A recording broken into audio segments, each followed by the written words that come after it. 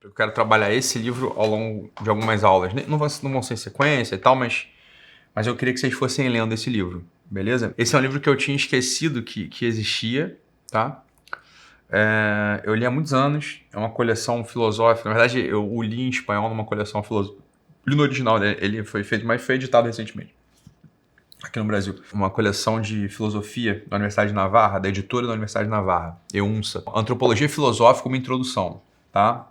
Do Ángel Lombo e do Russo. Lombo e Russo. A primeira parte desse livro ela é fundamental para a base, né, da antropologia filosófica, ok? E a segunda parte desse livro, ela tem tudo a ver com a psicologia nessa dimensão que a gente aprendeu ali na SIM.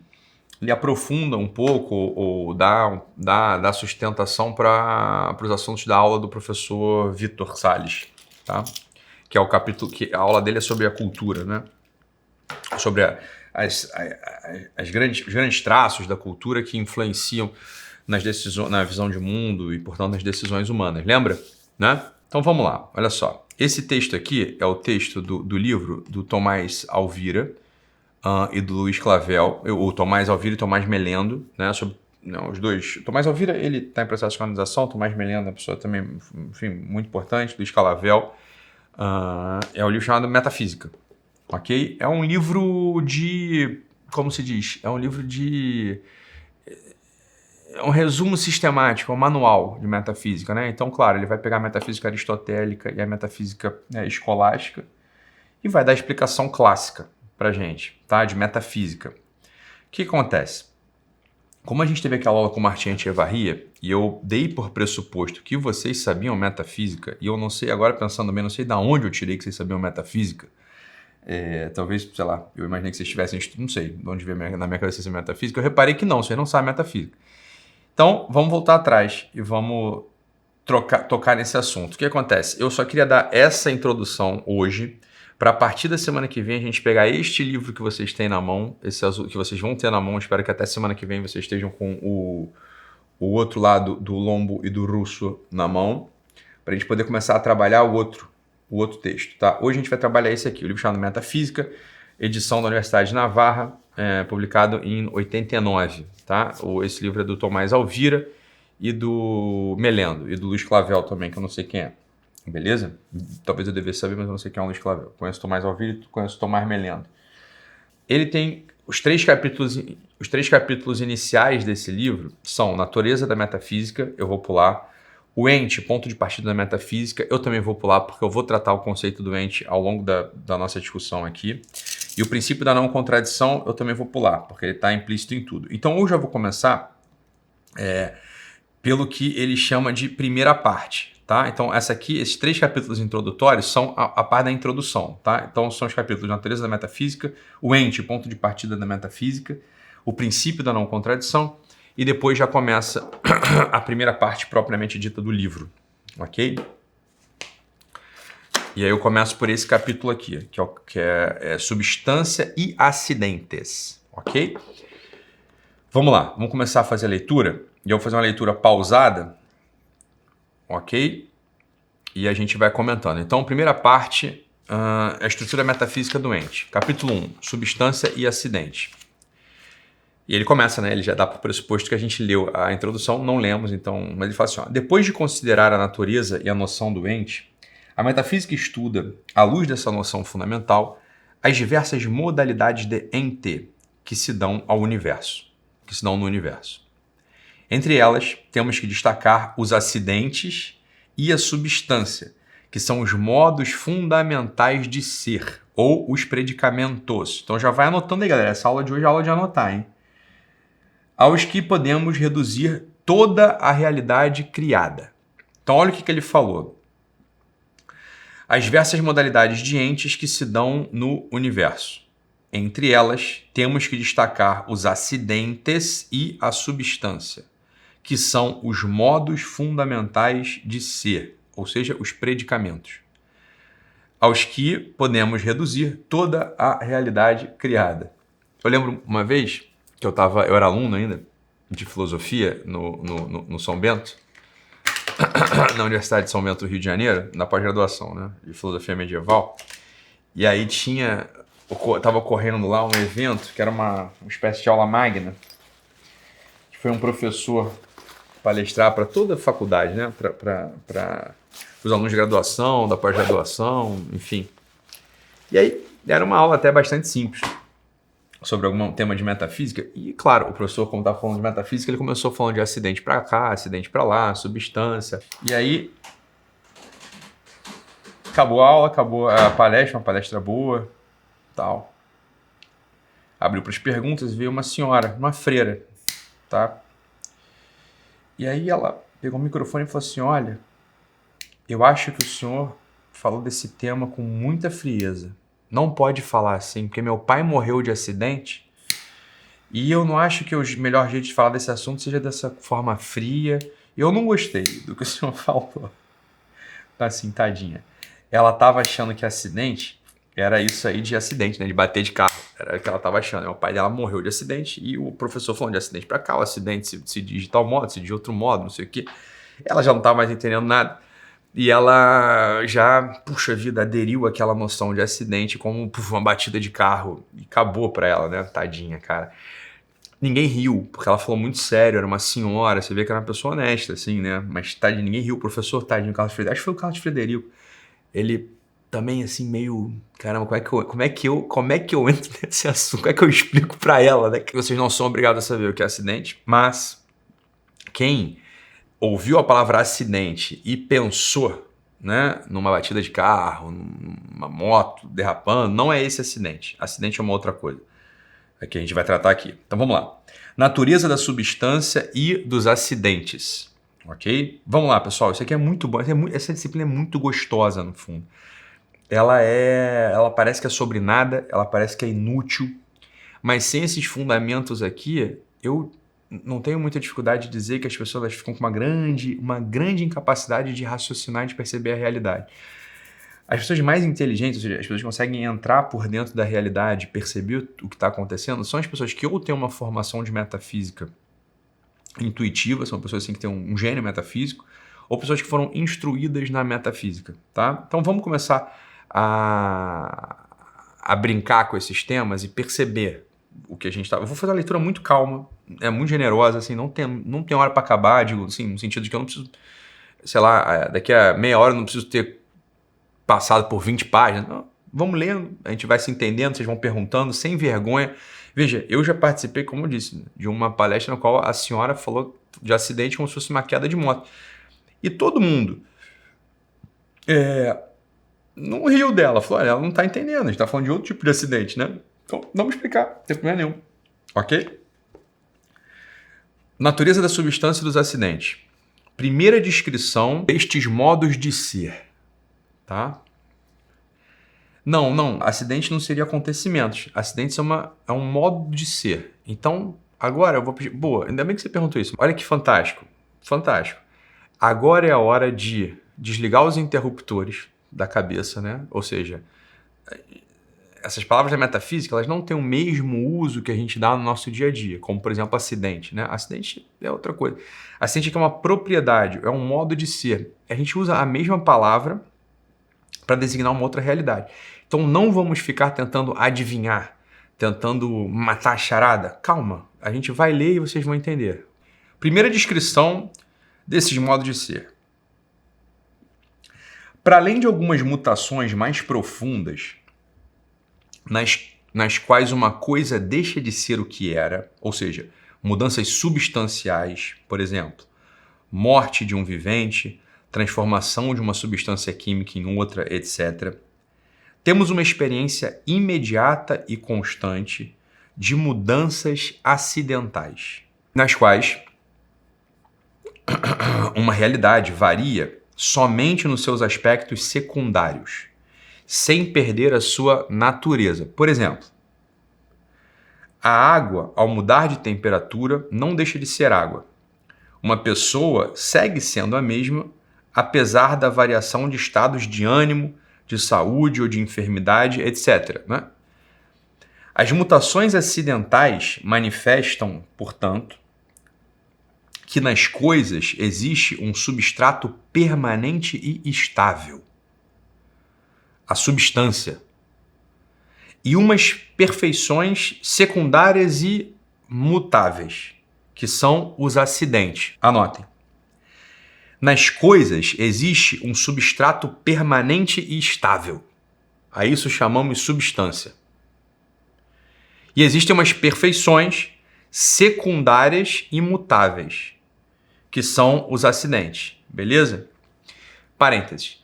Por que eu acho interessante a gente fazer essa leitura desse jeito? Porque eu tô querendo também ensinar um pouco vocês como ler um livro de filosofia, né? Então, eu podia dar uma aula para vocês, e a aula é uma coisa. Aqui eu tô fazendo o que? Uma leitura guiada. Então, prestem atenção. O que é uma leitura guiada? A leitura guiada é o seguinte: não fiquem passivos nessa leitura guiada. Fiquem atentos em como eu leio um livro de filosofia, tá? Ou seja, sem pressa, de modo generoso, percebendo as coisas que o autor está tentando me indicar, fazendo assim uma pequena suspensão de juízo, ou seja, eu não vou já chegar aqui dizendo, né, o que eu sei, o que eu não sei acerca do tema. Deixa ele me contar o que ele sabe, pô. Aí eu guardo isso na memória e ao final da leitura eu confronto com as coisas que eu já sabia, que eu não sabia, que eu conhecia, que eu desconhecia. Faz sentido, né? Tá bom? Então olha aqui, como é que eu busco? Imagina só que você está tocando nesse tema pela primeira vez. E aí ele falou assim, ó: as mutações acidentais manifestam, portanto, que nas coisas existe um substrato permanente e estável, a substância, e umas perfeições secundárias e mutáveis, que são os acidentes. Como é que fica na minha cabeça? Supondo que eu estivesse encarando esse tema pela primeira vez, eu vou tentar já fazer pegar o primeiro conceito. Opa, calma aí. Ele está me dando dois nomes aqui que são muito importantes nesse primeiro parágrafo: substância e acidente. Substância, o que é, Ítalo? Repete comigo. Ele me disse: é um substrato permanente e estável. Entendi. O que ele fala? Ó, ele estava assim, ó: nas coisas existe um substrato permanente e estável. E existe umas perfeições secundárias e mutáveis. Então ele está me apresentando uma coisa, está me apresentando dois polos. O polo da estabilidade, da perenidade, da permanência, e um outro polo que é secundário, ou um polo da mudança. E ele está me dizendo o seguinte: em toda a minha experiência nesse mundo, é isso que ele está falando aqui nesse primeiro parágrafo, não foi só? Para além de algumas mutações mais profundas, estou relendo, ok? Para além de algumas mutações mais profundas, nas quais uma coisa deixa de ser o que era, ou seja, ele está falando o seguinte, olha só, ele começa a falar, é mesmo. Tem certas alterações que são tão profundas nas coisas que a coisa deixa de ser o que era, passa a ser uma outra coisa. Por exemplo, se eu pego uma madeira ou uma mesa e jogo na fogueira, na lareira, ela em breve será cinza. Haverá uma alteração profunda. Ele dá aqui o exemplo. E ele chama isso de mudanças substanciais. É assim que ele chama lá no início. Olha só. Para além de algumas mutações mais profundas, nas quais uma coisa deixa de ser o que ela era, e aí entre parênteses ele põe mudanças substanciais, 2 pontos. Vai dar exemplos. Morte de um vivente, ou seja, era um ser humano e passa a ser um cadáver, né? Era um dinossauro e passa a ser petróleo. Então, aí são alterações substanciais. Ele dá outro exemplo. Transformação de uma substância química em outra. Isso que eu disse, né? Uma madeira que vira cinza. Ele chama de alteração substancial. Ele fala assim, ó, para além disso, é o que ele está falando, para além disso, é como ele começa o parágrafo, para além disso, temos uma experiência imediata e constante de mudanças acidentais. Opa! Ele lá no início já tinha me revelado o que ele ia falar no final do texto, do parágrafo. Ele fala o seguinte, olha, vamos lá, pessoal, tem uma coisa chamada substância e uma coisa chamada acidente. Então ele fala de mudanças substanciais, que são essas do vivo que se torna um cadáver, do dinossauro que se transforma em petróleo, da mesa que se transforma eventualmente em cinza, né? E há as alterações ou as mudanças acidentais, nas quais uma realidade varia somente em seus aspectos secundários, sem perder a sua natureza. Por exemplo, ele exemplifica. Então veja que ele deu dois exemplos distintos. O exemplo do morto, o do vivo que vira cadáver, né? E o exemplo das transformações químicas. Uma madeira que vira, por exemplo, uma cinza.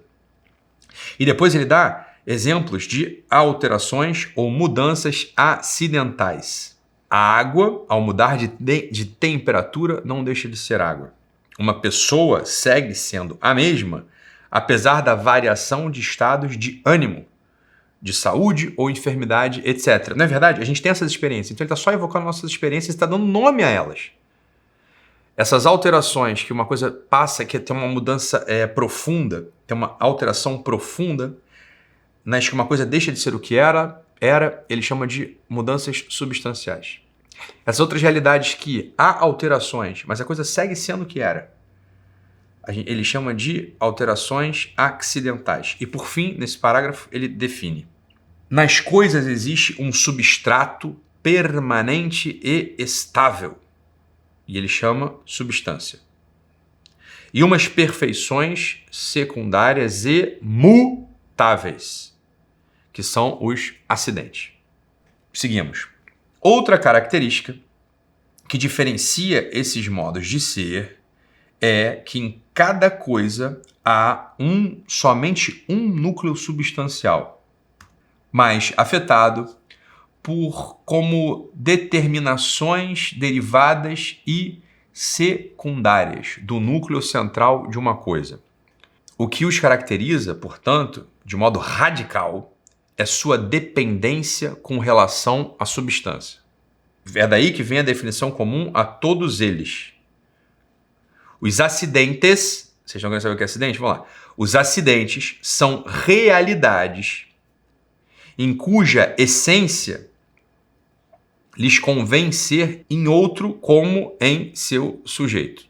Então, olha só. Os acidentes, eles são sempre em outro. A gente já vai entender, vocês já vão entender perfeitamente. Os acidentes, atenção, a realidade dos acidentes é ser em outro. Enquanto o mais próprio da substância é subsistir. O constitutivo de qualquer acidente é, portanto, ser em outro. O acidente, ele é em outro. O acidente, ele é numa substância. A gente já vai chegar nos exemplos aqui, fiquem bem tranquilos, tá bom? Se vocês quiserem o nomezinho técnico desse ser em outro é esse in o inesse, tá? Esse, E-S-S-E, esse in o inesse. Do mesmo modo que a substância tem uma natureza a qual convém subsistir e que situa ao sujeito em uma espécie, assim cada acidente possui também uma essência própria que distingue uns acidentes de outros e ao que o corresponde depender do ser de um sujeito. Olha que interessante, ele vai dar um exemplo aqui. Por exemplo, olha aqui, olha só, vamos lá. A cor tem uma essência diversa da temperatura. Ainda que a nenhuma das duas, nem a cor nem a temperatura, lhes compete ter um ser próprio. Mas eles são em alguma substância. Vamos lá. O café. O café, ele pode ter uma cor mais enegrecida ou mais clara, não é? E uma temperatura mais quente ou mais fria. Perfeito? Ou seja, temperatura e cor são acidentes da substância café. Olha que interessante. A gente não pode falar assim, o quente. Mas a gente só fala assim pro Rafael. Rafael, tu consegue... Você vê se o quente tá ali na mesa? Ele vai falar, o quente? Mas o que quente? Não é? Eu falo, Rafael, o médio, eu acho que tá em cima da porta. O médio? Que médio, Ítalo? Percebe? Quente, frio, preto, branco, verde, alto, baixo, médio, eles são em alguma coisa. Legal, né? Olha só, é por isso que lá em cima ele falou assim, ó.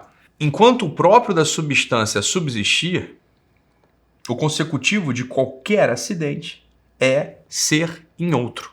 Ou seja, o quente precisa ser na água, no tempo, na pele, em algo. Algo está quente. O médio precisa ser em algo também. O médio sozinho não existe. Olha que interessante, tá? Não se pode dizer médio sozinho.